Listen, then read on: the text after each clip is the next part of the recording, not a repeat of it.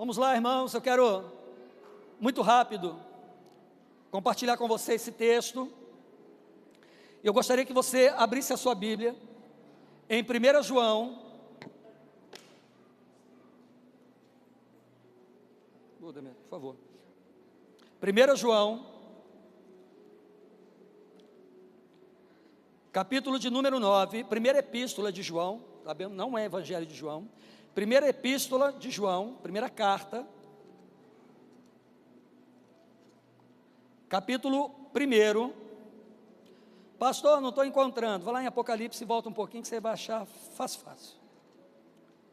1 João 1, louvado seja o nome do Senhor. A partir do verso 5, 1 João, capítulo 1, a partir do verso de número 5. Todos que acharam, digam amém. Amém. Glória a Deus. Hoje aqui pela manhã tivemos uma manhã de ceia do Senhor, poderosa, foi um tempo, meu Deus, poderoso. Diz assim a palavra do Senhor, 1 João capítulo 1, a partir do verso 5. Esta é a mensagem que dele ouvimos e vos anunciamos, que Deus é luz e nele não há treva nenhuma. Se dissermos que temos comunhão com ele, mas andarmos nas trevas, mentimos e não praticamos a verdade. Se porém andarmos na luz como ele está, temos comunhão uns com os outros, e o sangue de Jesus Cristo, seu Filho, nos purifica de todo o pecado. Se dissermos que não temos pecado nenhum, enganamo-nos a nós mesmos, e não há verdade em nós. Se porém confessarmos os nossos pecados, ele é fiel e justo para perdoar os nossos pecados e nos purificar de toda a injustiça. Se dissermos que não pecamos, fazemo-lo mentiroso, e a sua palavra não está em nós. Amém? Quantos creem que essa é a palavra de Deus? Quantos creem que essa palavra tem poder para mudar destinos hoje aqui? Se você crê, dê a melhor salva de palmas que você puder para o Senhor. Aleluia. Pai, nós estamos agora diante da sua palavra, Senhor. E a sua palavra, ela é poderosa para mudar a vida de todo o que crê. Senhor, a sua palavra também, Senhor, segundo o Senhor, o profeta Jeremias, ela não volta para o Senhor vazia, antes ela irá cumprir o propósito para o qual ela está sendo enviada. Senhor, que nesta noite, a sua palavra venha, Senhor, de encontro ao nosso coração, e que o Espírito Santo do Senhor venha trazer clareza à nossa mente, que nesse momento, Senhor, todo o nosso pensamento, sentimento, sejam levados cativos pelo Senhor, e que nenhuma seta, dardo do nosso inimigo nos alcance, pois nós estamos debaixo de um escudo de proteção da parte do Senhor nesse lugar, nós e toda a nossa casa. Senhor, fala o nosso coração, salva nessa noite, Senhor, muda quadros nessa noite, em nome de Jesus oramos, amém e amém. Glória a Deus. Sente-se um pouquinho no seu lugar. Eu quero compartilhar com você, nessa noite, em cima desse texto, de 1 João, capítulo 1, a partir do verso 5, uma palavra sobre esse tema, a diferença entre pecado, transgressão e iniquidade. Para muitas pessoas, presta atenção nisso, para muitas pessoas, é tudo a mesma coisa, e não é. Existe uma doutrina no estudo teológico, chamado amartiologia, é isso, Priscila? Você que é a teóloga da casa. Amartiologia, que é o estudo acerca do pecado. Mas existe uma diferença, e o Senhor nos apresenta a diferença entre pecado, transgressão e iniquidade. São 3 níveis de um relacionamento com esse mundo e com nós mesmos, que nos afastam gradualmente, cada vez mais, da presença de Deus, e que nós colocamos tudo em um mesmo pacote, achando que tudo é a mesma coisa, e não é. São níveis diferentes, que vão promover um nível de distanciamento, e que vão gerar níveis de consequência completamente diferentes uns dos outros. E eu quero, muito rápido aqui, compartilhar com você isso, na esperança de que o Espírito Santo nos ajude a compreender, para que nós, se vivermos situação parecida com algo que vamos ouvir aqui, possamos identificar imediatamente e voltarmos para aquilo que realmente importa. Nós lemos aqui a solução para o problema. O apóstolo João, preso lá naquela ilha prisional em Pátimo, uma prisão romana, ele nos dá uma receita para vencer o pecado, é por meio do arrependimento. Mas é quase que impossível começar uma vida com Cristo por meio da fé, em algum momento não falhar, porque nós somos seres humanos. Tem seres humanos aqui, amém ou não amém? Glória a Deus. Porque somos seres humanos e eventualmente nós vamos, em momentos da nossa vida, cometemos falhas. Mas o problema é quando aquela eventual falha, ela tem uma raiz que me impulsiona para que aquilo seja uma falha constante. Daí a gente vai aprender um pouquinho aqui, isso vai nos dar ferramentas para orar e para lutar. A diferença sobre pecado, repita comigo: pecado, transgressão e iniquidade. Mais uma vez: pecado, transgressão e iniquidade. Então João, ele vai dizer aqui que no verso 9, se eu confessar o meu pecado, ele, o Pai, em Cristo, ele é fiel e justo para perdoar o meu pecado e me purificar de toda a minha injustiça. João, ele está escrevendo para a recém-nascida igreja do primeiro século, mais ou menos 90 anos depois do nascimento de Jesus, veja, quase um século. João está escrevendo isso para aquela recém-nascida igreja, para aqueles mais 90 anos, pastor, 90 anos é pouco tempo,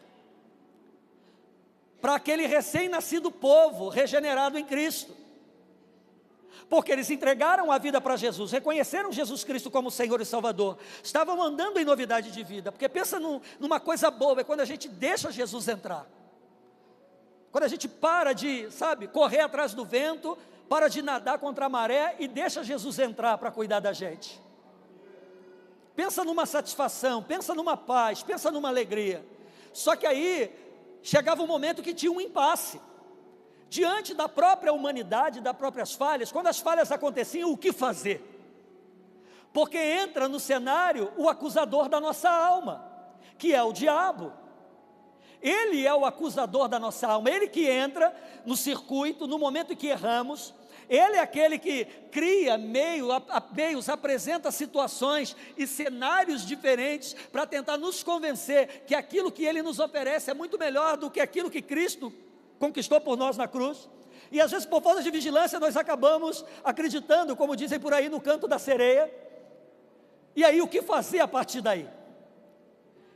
Então o Espírito Santo de Deus vem através da vida de João, e ele, nessa primeira carta, logo no começo, ele diz: olha, se nós confessarmos o nosso pecado, não existe perdão e restauração sem confissão, não existe.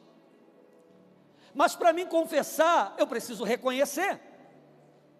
Eu não posso confessar, não é aquilo que eu não sei, mas aquilo que eu não reconheço, porque eu não sou louco, você também não é.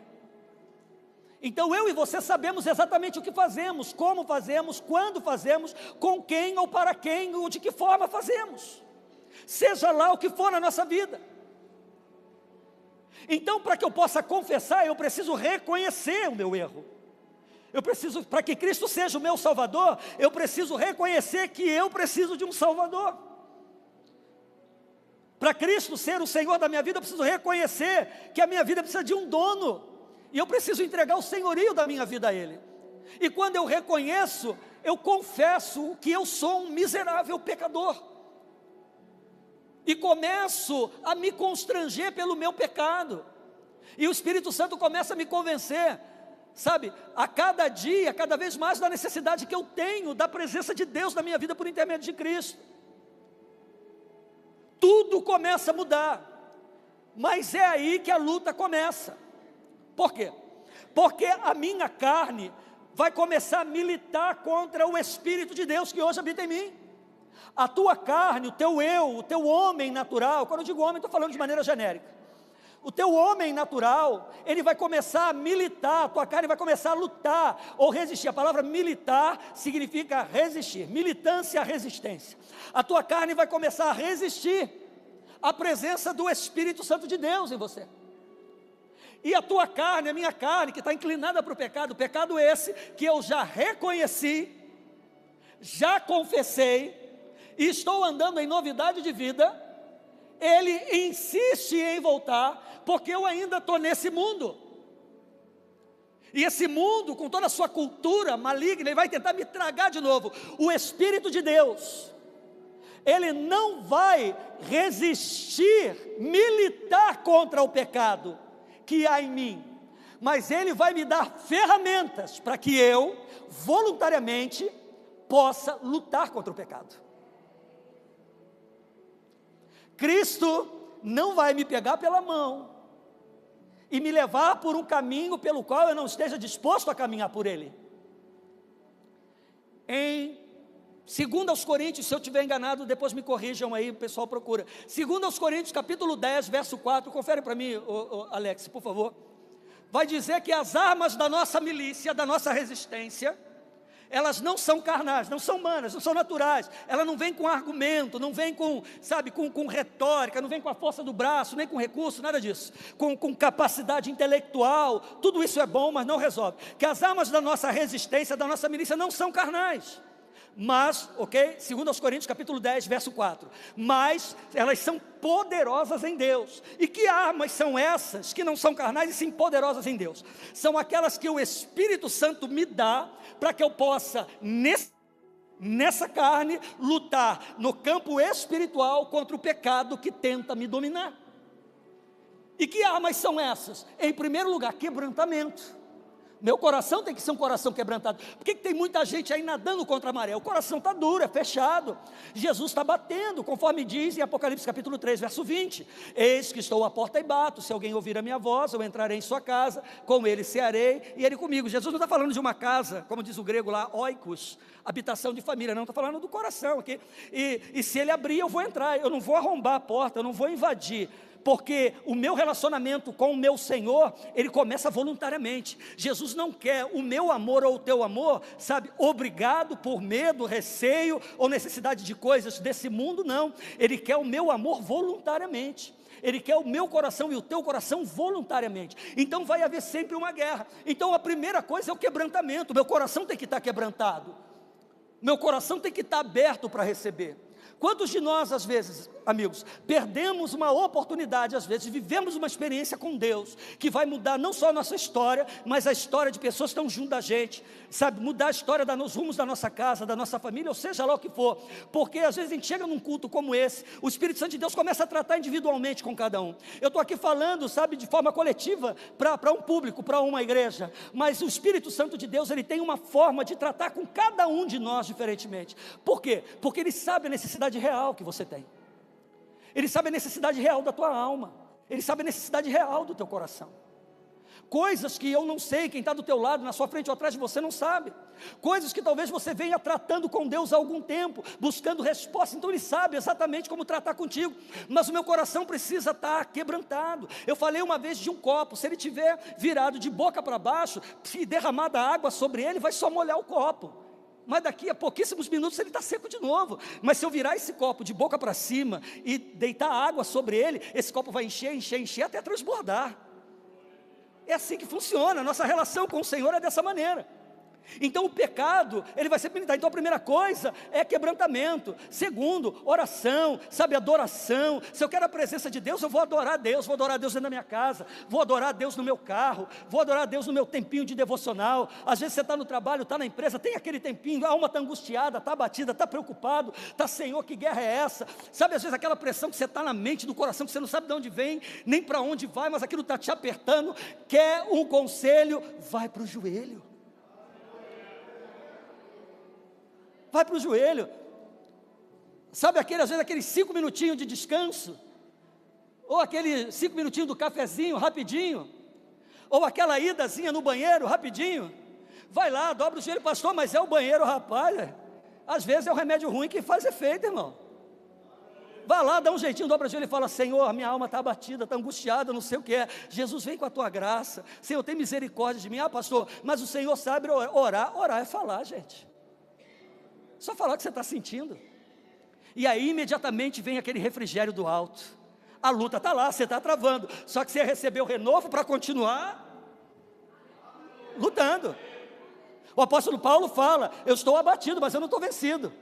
Eu posso até estar abatido, mas vencido eu não estou. Por quê? Porque eu posso todas as coisas daquele que me fortalece. Eu posso sentir fome, posso sentir frio, posso estar aquecido, posso estar debaixo de um teto, posso estar num relento, eu posso estar em liberdade, posso estar preso, não importa, eu posso todas as coisas naquele que me fortalece. Eu posso passar o que for, mas eu posso todas as coisas naquele que me fortalece. Está passando num tempo de angústia, mesmo taca-lhe o Salmo 23 nele: ainda que eu andasse pelo vale da sombra da morte, eu não temerei mal algum, porque tu, Senhor, não é o pastor, não é a igreja, não é o pai, não é a mãe, não é o marido, não é o presidente, não é o governo, não é nada disso, porque tu, Senhor, tu está comigo. A tua vara é para guiar, o cajado é para trazer para perto. A tua vara e o teu cajado me consola. Aí aquele ataque na mente, no coração, estava tentando roubar a tua paz, ele fala: rapaz, não tem jeito não, porque aí já apelou.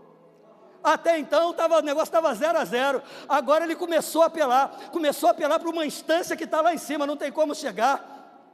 E aí aquele vale da sombra da morte passa. Está na dúvida, as coisas não estão saindo do lugar, está uma batalha, meu Deus, parece que estou dando um passo para frente, 2 para trás. Pastor, aí o pecado, transgressão e iniquidade, se der eu falo sobre ele ainda hoje, se não der a gente fala outro dia. Mas aquela luta, pastor, aquela dificuldade, parece que eu dou um passo para frente e 2 para trás. O que está acontecendo? O que é que eu faço? Rapaz, faz o que Davi fez em 2 Samuel. Senhor, contigo eu venço esquadrões, com o Senhor eu salto por muralhas, porque o Senhor desembaraça perfeitamente todos os meus caminhos. Aí o diabo olha o problema, olha e fala: aí não, aí você me quebra. Aí o diabo vai olhar e vai falar: aí você me quebrou. Aí você já apelou. Não sabe brincar, sai da brincadeira, não é? O diabo vai olhar para você e vai falar isso aí: ô Reginaldo, você não sabe brincar, sai da brincadeira, filho. Porque até então eu estava me dando bem na brincadeira, mas aí você apelou para uma instância que não dá para mim. Falou com aquele que desembaraça perfeitamente os teus caminhos. Por mais que eu tente lançar embaraço, tentar paralisar você, tentar, sabe, puxar você para trás, ou no mínimo manter você no mesmo lugar, aquele que é maior do que eu, que tem as mãos furadas, que morreu e ressuscitou ao 3º dia, que foi lá na minha casa, lá no inferno, tomou da minha mão a chave da morte e do inferno e disse: rapaz, acabou para você, esse desembaraça os teus caminhos. Como é que eu vou parar alguém, sabe, cujo Deus desembaraça perfeitamente os caminhos? Sabe qual é o nosso problema? Que a gente não tem determinação. É impossível parar um homem determinado, irmão. É impossível parar uma mulher determinada. Eu quero ver quem para. Eu quero ver quem para um homem focado em Deus. Eu quero ver quem para uma mulher focada, um jovem. Tem muitos jovens aqui. Um jovem focado em Cristo. Eu quero ver quem para. Estou dizendo que você não vai ter luta? Eu tenho luta todo dia, irmão. Você vai ter luta, vai ter aflição, vai ter dificuldade. A palavra do Senhor diz: tem alguém passando aflição aqui? Deixa eu dizer para você, a Bíblia vai dizer que muitas são as aflições do justo, mas o Senhor o livra de todas. A Bíblia não está falando que são poucas as aflições dos justos, ou o justo não tem aflição. Quem é o justo? É o perfeito? Não, é aquele que já entendeu que precisava ser ajustado por Jesus. O sacrifício de um justo cobre a injustiça dele, e ele já entregou a vida injusta dele nas mãos de um justo, que morreu e ressuscitou por ele. Então tu és justo se tu entender que Cristo é Senhor e Salvador da tua alma. O inferno não pode com você. Então vai dizer que muitas são as aflições do justo. Jesus falou isso: no mundo tereis o quê? Boa vida, não é isso? No mundo tereis o quê? Não foi o pastor Reginaldo que falou, não, Jesus falou: em verdade vos digo, que no mundo tereis aflições, mas tenham coragem, tenham bom ânimo, porque eu venci o mundo. O que ele está dizendo? Sejam corajosos, sejam resignados, sejam firmes, sabe, sejam focados, porque se eu venci, se vocês estiverem comigo, se eu estiver em vocês, vocês também vão vencer. Olha para o lado e fala assim, ó, fica firme que você vai vencer. Fica com medo não, fala, você vai vencer, não importa, está na guerra, com Cristo você vai vencer. Talvez a vitória não seja da maneira que você quer, mas que você vai vencer, vai. Que você vai vencer, vai. Então a minha carne, a tua carne, ela sempre vai militar sobre o pecado, contra a presença do Espírito de Deus, que tem o propósito de me levar para a presença dEle. E o Espírito de Deus vai falar, ó, eu não vou brigar com a tua carne não, mas eu vou dizer para você, que comigo, tu vence. Agora, a escolha é sua, quem você vai alimentar mais, se a carne ou o Espírito. Então, coração quebrantado, quebrantamento é a primeira coisa. Não adianta eu endurecer meu coração, porque eu resisto a Deus. Tudo bem, eu vou embora para casa, vou seguir minha vida, o meu problema continua, as minhas guerras continuam, e vou ter amanhã, se Deus permitir, tiver misericórdia da minha vida, a oportunidade de quebrantar o meu coração de novo. Mas aí vem a pergunta: quem pode, se Deus decidir me resistir, resistir a você? Quem pode, sabe, suportar se Deus decidir resistir a mim e a você? Então, coração quebrantado é a chave. A cura vem para um coração quebrantado. Às vezes você está num processo, a alma está ferida, a alma está batida. Às vezes está, sei lá, passou por tanto problema na vida, sabe, está procurando aí, sabe, fazendo equações aí para tentar descobrir, sabe, o sentido da vida. Sabe qual é o sentido da vida? O sentido da vida é viver com a perspectiva do céu, irmão. Esse é o real sentido da vida, é viver com a expectativa do céu, da eternidade. Tudo mais é troco. Um homem de Deus disse uma vez que a maior riqueza que alguém pode ter é a salvação em Cristo, é a maior riqueza. O resto é troco. Carreira é troco, bens é troco, reconhecimento é troco, tudo é troco. A coisa mais valiosa é a salvação da alma, a coisa mais preciosa. Então, quebrantamento. Segundo, oração, adoração. Meu irmão, está aflito, ora. Tem aquela frase, olha que melhora, não é? Ora. Pastor, estou numa guerra, ora. Estou precisando de resposta, ora. Estou passando um processo, ora. Ora e adora. Você quer ver o diabo ficar endemoniado? Quando você está passando um processo, você ora, e você já vai lá na televisão e já taca-lhe o dedo no controle, e já manda aquele som, eu vou orar, eu orarei, eu vou orar, porque quando eu oro, tu te revelas a mim. O diabo fala, ué, como assim? Aí, tá vendo aí? Não dá para brincar com ele, não dá para brincar com ela. E o diabo quer te paralisar, e tu está lá no processo, e o couro está comendo, eu vou orar, eu orarei, eu vou orar. E o diabo, como assim, rapaz? Eu quero paralisar ele, eu quero paralisar ela, eu quero amarrar ele, eu quero colocar ela nesse poço aí de profundo, de tristeza, de dúvida, de incredulidade, ou de conformismo, e a mulher está dizendo lá que vai orar, o camarada está cantando lá, eu estou massacrando, eu estou perseguindo, e ele está, eu vou orar, eu orarei, eu vou orar, porque quando eu oro, tu te revelas a mim. Ô, meu irmão, adora. Está sendo perseguido? Adora. Está passando pela escassez? Adora. Adora que Deus vai renovar suas forças para trabalhar, Deus vai abrir porta para você, Deus vai mostrar caminho, Deus vai fazer caminho aonde não tem. No livro do profeta Isaías, a palavra do Senhor diz: não vos lembreis das coisas passadas e nem considereis as coisas antigas. Não adianta a gente ficar sofrendo por causa do passado, não adianta a gente ficar sofrendo por coisas que passaram, passou, já era, acabou, irmão. As coisas aconteceram, o verbo está no passado, aconteceu, já era. Tem coisas que só estão vivas aqui, ó, e aqui. Então ele diz: não vos lembreis das coisas passadas, e nem considereis, ou seja, nem dê valor às coisas antigas, aquelas que feriram e tal. Vede, olha bem, vede, e aí eu enxergo com os olhos da fé, porque ele está falando sobre uma ótica espiritual. Vede, eu estou fazendo algo novo.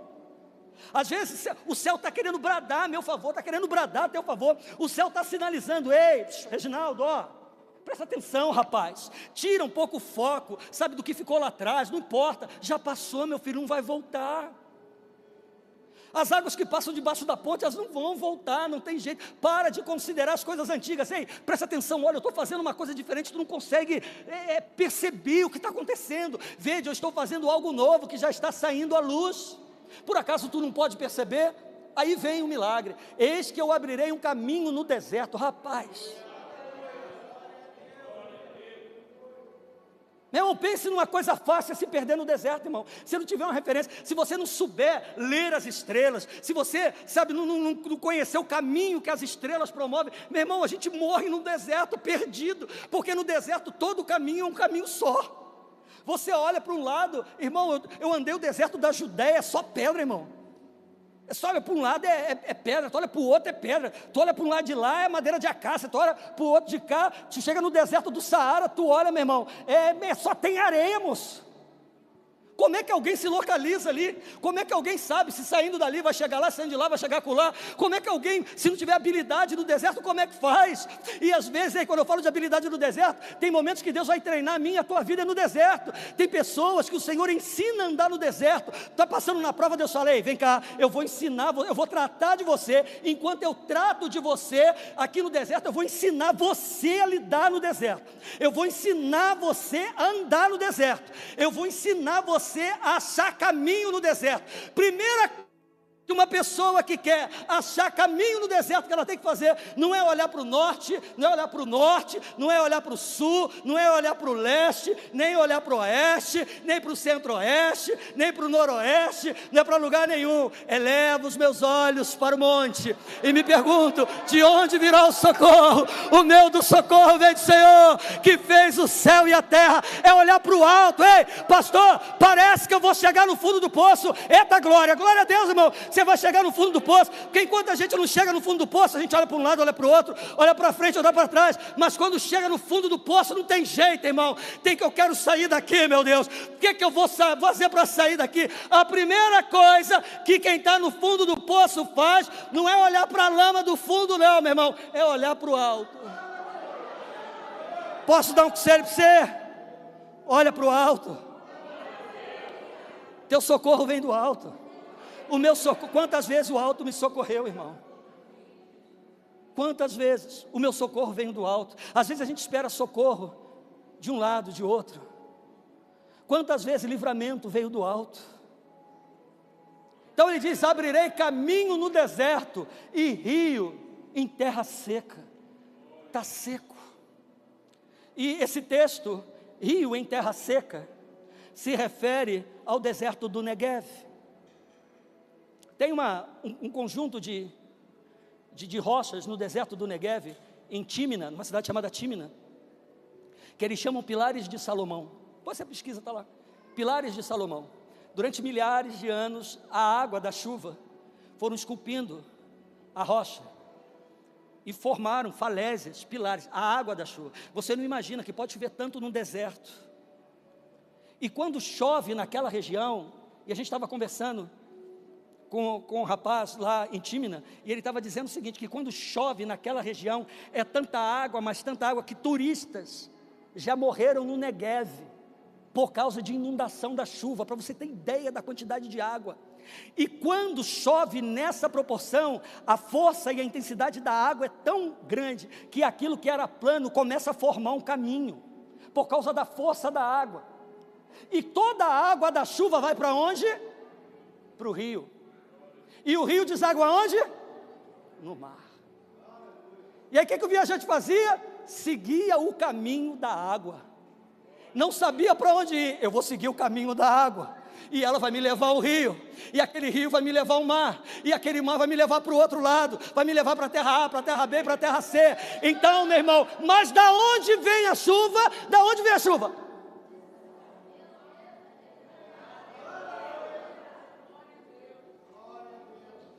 Elevo os meus olhos para o monte e me pergunto: de onde me virá o socorro? De onde me virá o socorro? O meu socorro vem do Senhor, e vem do Senhor, irmão. Eis que abrirei caminho no deserto.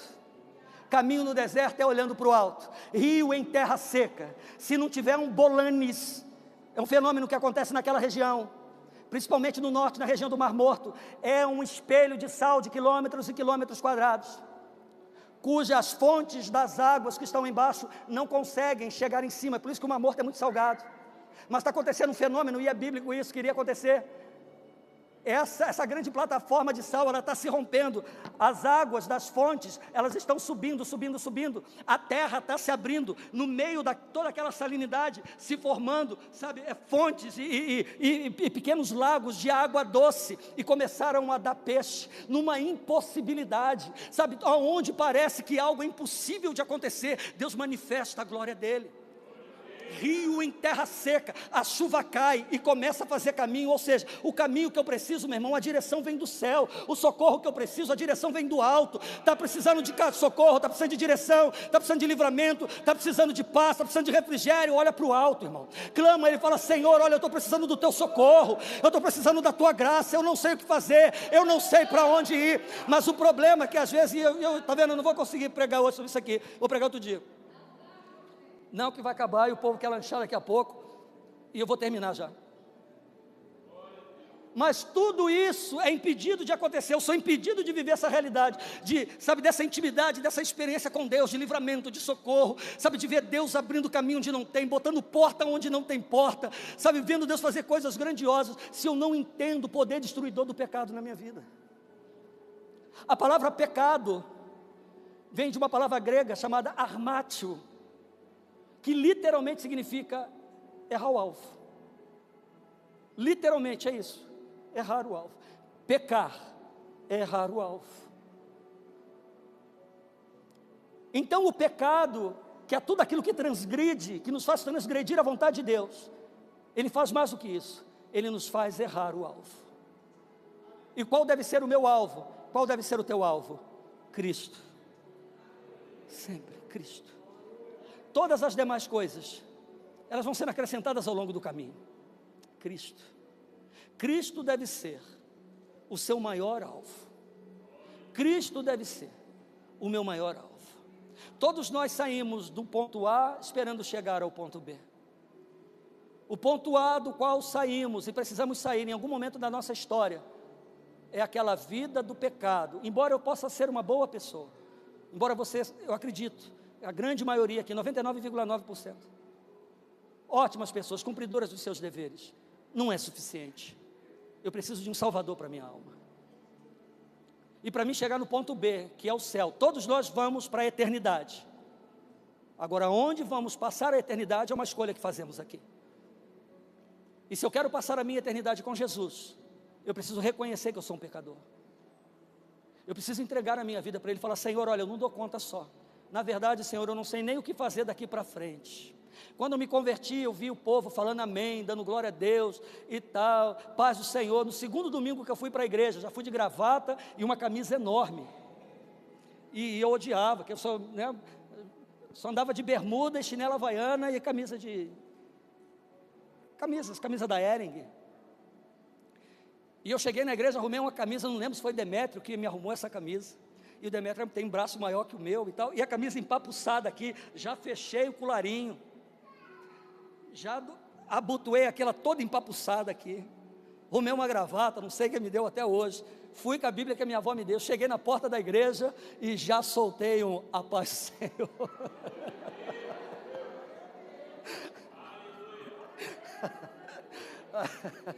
Já cheguei na porta da igreja, a diaconisa Deloci Fernandes parada na porta, já passei no portão e já joguei-lhe uma "paz do Senhor" em cima dela.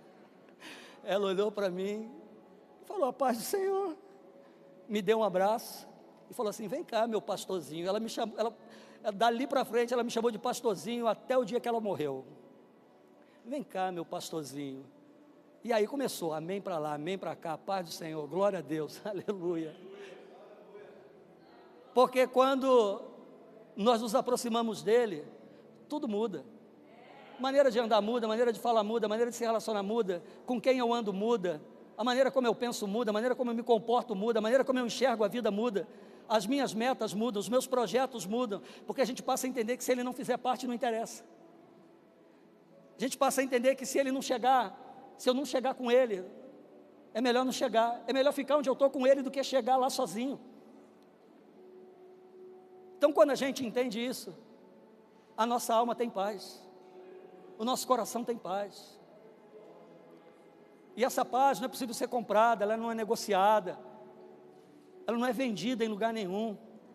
Essa paz só Jesus pode dar, só Jesus. Outro dia eu vou falar sobre a diferença, vem no domingo que vem que eu vou falar sobre a diferença entre pecado, transgressão e iniquidade, mas eu não sei porquê eu estou falando sobre isso aqui. Talvez haja alguém aqui precisando confiar mais nele, talvez haja alguém aqui precisando, descansar nele. Pastor, me dá um exemplo de descansar em Cristo. Eu vou terminar agora, 8h21, estou no horário, faltam 9 minutos.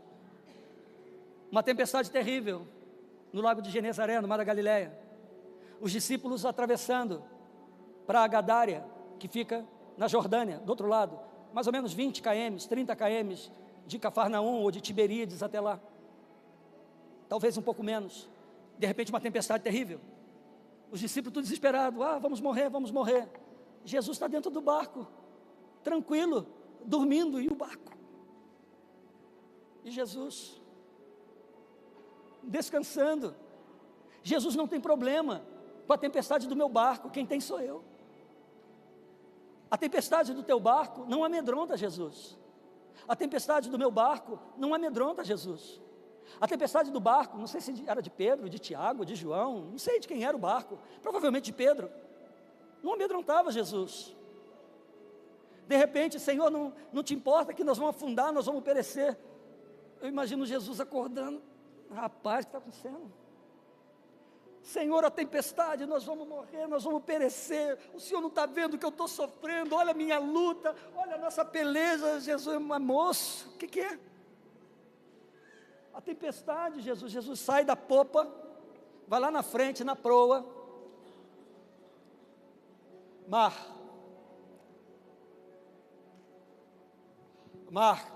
cala-te.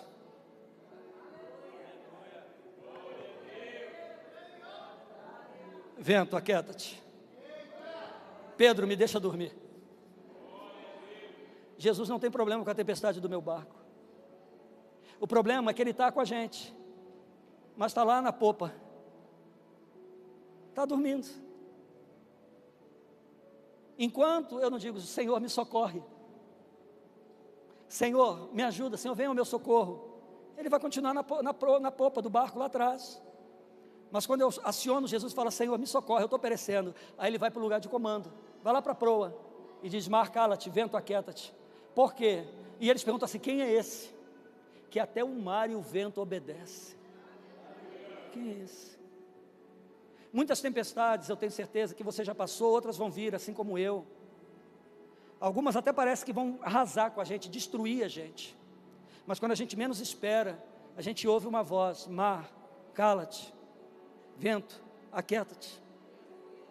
O barco pode até fazer água em algum momento, mas ele não afunda, se Jesus estiver nesse barco, se Jesus estiver nesse casamento, se Jesus estiver nesse negócio, se Jesus estiver na sua vida, estiver na minha vida, Os problemas vão vir, mas no dia que você clamar a Ele, clama a mim, e responder-te-ei, e anunciar-te-ei coisas grandes e ocultas que não sabes. Tem coisas que o Senhor quer revelar ao teu coração,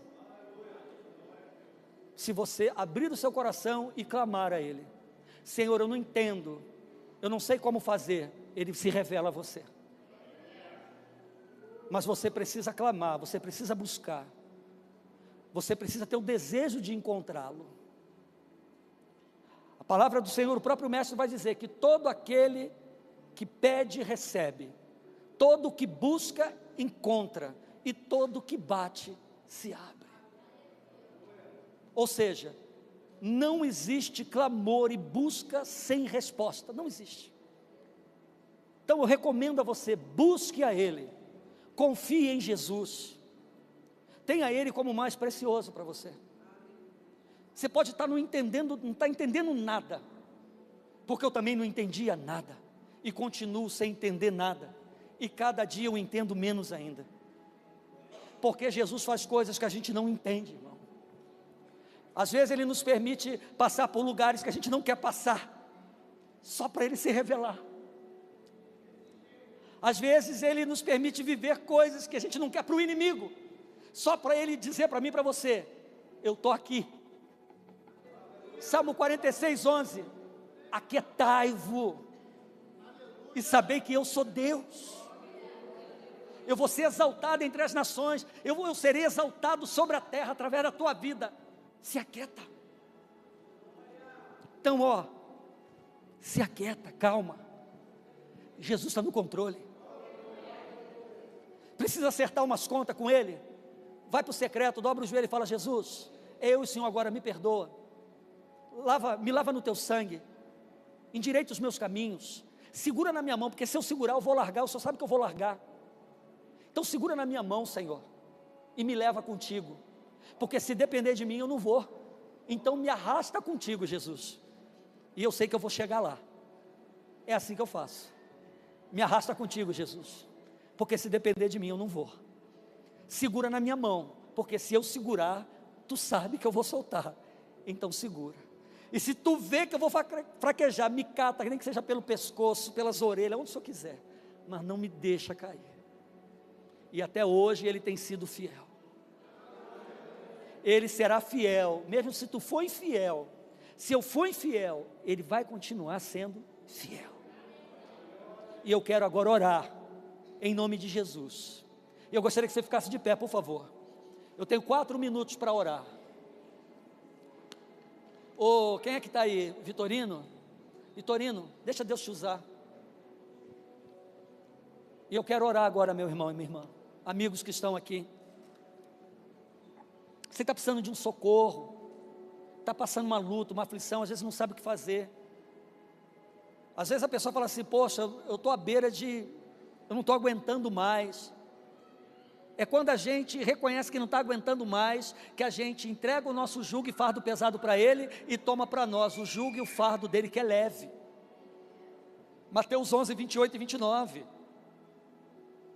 Aprendam de mim, porque eu sou manso e humilde de coração, vocês vão encontrar descanso para a alma de vocês. Tomai sobre vós o meu jugo. Sabe por quê? Porque o meu jugo é suave, o meu fardo é leve. Hoje o Senhor quer trocar de jugo e fardo com você.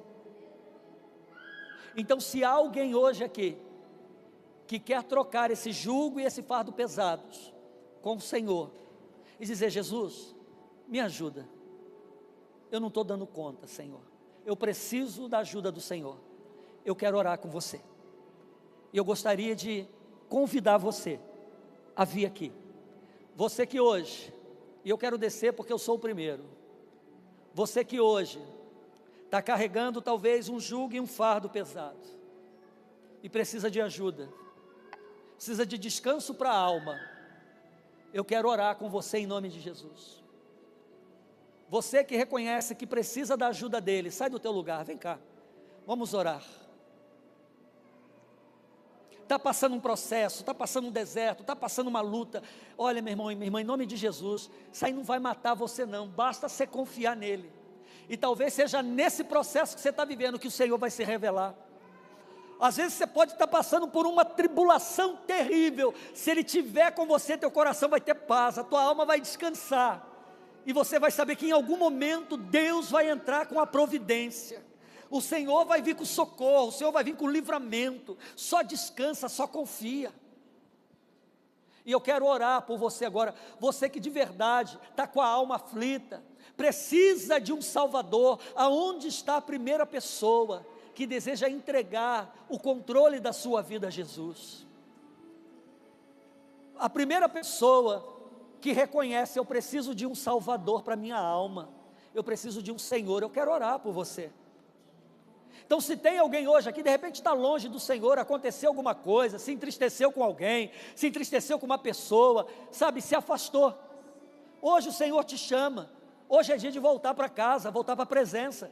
Então, se tem, pode aumentar, ô Vitorino, por favor, ô Adriano, aumenta um pouquinho. Então, se tem hoje alguém aqui que precisa voltar para a presença dEle, sai do teu lugar, vem cá. Ou se não consegue vir, levanta só a sua mão, que alguém vai catar você aí e vai vir com você aqui, nós vamos orar. A pessoa que hoje quer entregar a sua vida a Jesus, está cansado, está cansada. Onde está você? Eu quero te conhecer. Levanta a sua mão, a primeira pessoa que quer entregar a sua vida a Jesus, quer viver uma experiência com Cristo, quer viver uma experiência com Deus. Eu quero orar por você. Faz um sinal com a sua mão e eu quero ir aí orar contigo. Ou se não, já mete o pé na porta, já vem, já chega aqui, já vamos orar. Nós vamos orar agora. Agora para os crentes que estão aí enfrentando os seus desertos, os seus processos, o céu trabalha a teu favor. Deus é bom. Você que precisa de renovo, precisa de força, precisa ter a sua alegria renovada na tua caminhada, precisa de conselho e de direção, sai do teu lugar, vem cá, vamos orar. Pastor, estou precisando de um milagre. Milagre é com Ele mesmo, irmão. Estou precisando de socorro, é com Ele mesmo. Estou precisando de livramento, de direção, é com Ele mesmo. Faz a tua parte, Deus vai fazer a dele. Está com a alma abatida, angustiada, preocupada, aflita, vem cá, vamos orar, gente. O segredo é a oração é o segredo. Deus é fiel. Está frio, está fria, virou aquele crente institucional, já não sente mais a presença num culto como esse, está aqui hoje só pela misericórdia. Sai do teu lugar, vem cá, vamos orar. Essa luta aí, meu irmão, qualquer um passa. Se a gente não vigiar, todo mundo passa. Sai do teu lugar, é hoje o dia, vem cá, vamos orar. Vamos orar para o Senhor trazer renovo, para o Senhor fazer essa chama queimar aí de novo, em nome de Jesus. Oh, glória a Deus. Eu estou sentindo Deus aqui, irmão. Eu estou sentindo Deus aqui. Eu estou sentindo Deus aqui, meu irmão. E eu quero orar. Mas tem gente aqui que quer sair do seu lugar, mas ei, faz um sinal aí. Eu vou pedir alguém para pegar você na sua mão e vir aqui. Você que está aí, ó, vou, não vou. Venha, em nome de Jesus, venha. O que o povo vai achar? Venha, não se preocupe com isso não, meu irmão. Venha. Está precisando de cura? Venha. Está precisando de milagre? Venha. Está precisando de resposta? Venha. Então venha. Vamos orar agora. Oh, glória a Deus. Isso, deixa o povo chegar aqui. Eita glória, você pode aplaudir Jesus, irmão? Oh, aleluia. Oh, Deus. Glória, glória, glória. Eu quero pedir a todos os intercessores dessa igreja, os pastores, aqui na frente, aqui, impor as mãos sobre esse povo. Fiquem os dois intercessores aí atrás, mas os demais vêm para cá. Pega alguém para orar. Oh, aleluia. Glória, glória, glória. Oh, Senhor, eu sinto o Senhor aqui. Tu está aqui, Jesus. Tu está aqui, Jesus. Aleluia. Aleluia. Aleluia. Oh, tem mais gente, irmão, tem mais gente. Sai do teu lugar, vem cá, querido. Não fica fazendo jogo com ele, não. Vem, deixa ele tratar. Oh, glória. Glória, glória, glória a Deus. Grazi, olha com essa moça aqui. Aleluia, aleluia, aleluia. Senhor, nós te adoramos nessa noite, te glorificamos, porque o Senhor é Deus de milagre, o Senhor é Deus de promessa, Jesus. O Senhor é aquele que fez o que ninguém poderia fazer, o Senhor é aquele que nos dá o que ninguém pode dar, o Senhor é quem toca onde ninguém pode tocar, Jesus. O Senhor é aquele que tem o único remédio, Senhor, desconhecido pela medicina, pela ciência, Senhor, que pode tocar a alma, que pode curar a alma. Senhor, que nessa noite esse remédio seja derramado aqui em nome de Jesus.